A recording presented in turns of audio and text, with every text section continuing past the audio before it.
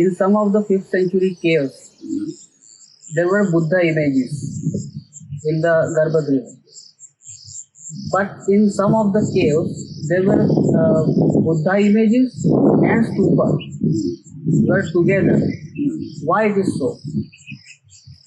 Yeah, this is something, which has engaged the minds of great scholars for a long time, and different explanations have been given.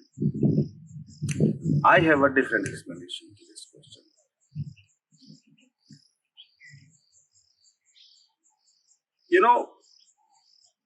When Ajanta began in the 460 AD, and my dating is slightly different from Professor Spink's dating, but I largely accept his chronological framework. So he likes to begin Ajanta and Bagh and from 462 AD. I would like to begin it from 460 AD. Your question is related to this fact of date. It is inescapable. What happens in Bagh? Ajanta is related to Bagh, and Professor Spink was the first one to precisely tell us what was that connection. But he has a very larger theory that when development started in Ajanta in 462 AD, after some years, there was a trouble here, local war, Rishika and Ashmaka, according to his theory. There are two local kingdoms. And these two local kingdoms were in the larger Vakataka empire. And the emperor was King Harisena. And so these two local kingdoms where Ajanta is situated, so they fought war. They had some kind of conflict. And according to his dating, it started from 469 AD. So 469 AD, 470 and 471, almost for 3 years, this conflict was there. Due to which patronage to the caves, funding to the caves was affected. This is his theory. But in 472 AD, there was a full-scale war, he says. There was a full-scale war. And in that full-scale war, the work completely stopped at Ajanta. And according to his theory, it was cave number 1 which was not affected. The work continued. And that is why he says that probably this cave number 1 was donated by Harisena himself, although there is no inscription, no proof, no evidence.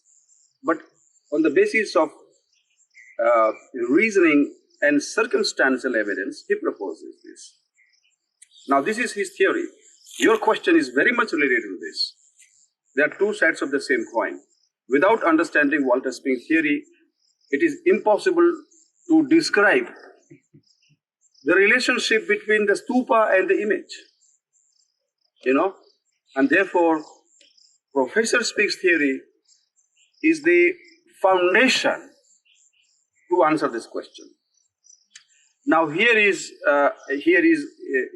some of my research, which is based on a lot of great work by Walter Spink. In my opinion, what happened? We have to understand how Ajanta began. In 460 AD, that is my dating, when King Harisena comes to power, he comes to power in 459 AD. This is my latest dating, which I have proposed in a series, a few papers, and published in my 2 books recently in 2020. One book is called Periodization of the Rock Cut Monuments, And the other book is called Kingila uh, versus the Buddhist caves. All right. So here I have proposed, and I have, and my latest work is also now gone to press for publication, where I have a new time chart. You know, in this new time chart, I have created a timeline of the Vakatakas, Traikutakas, Parivrajaka's, Aulikar's, Gupta's, as well as the early Huns. You know, his name was Kingil, Mahashahi Kingil. He belonged to the Alchon race.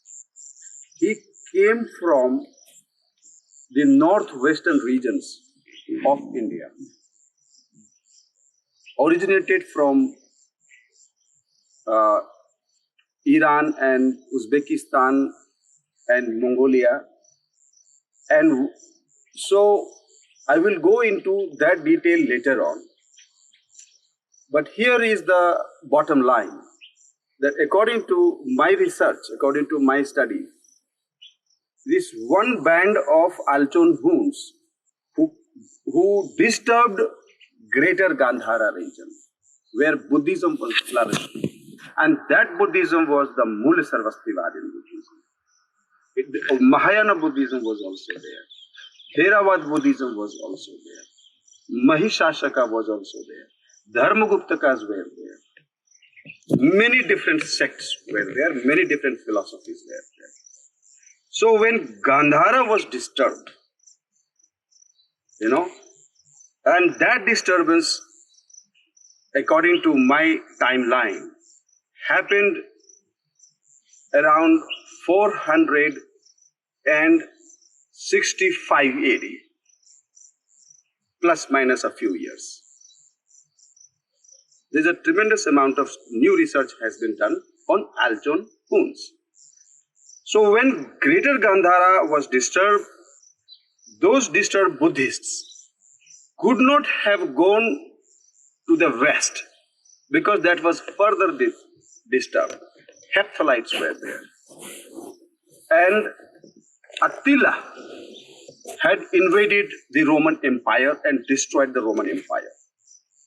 And one band went towards China and destroyed the Chinese Empire over there, the powerful dynasties over there. The other one was Gupta here in the North India. Guptas were ruling here.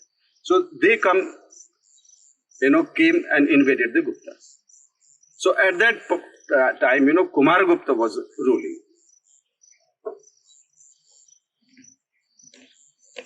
And Kumar Gupta I was ruling.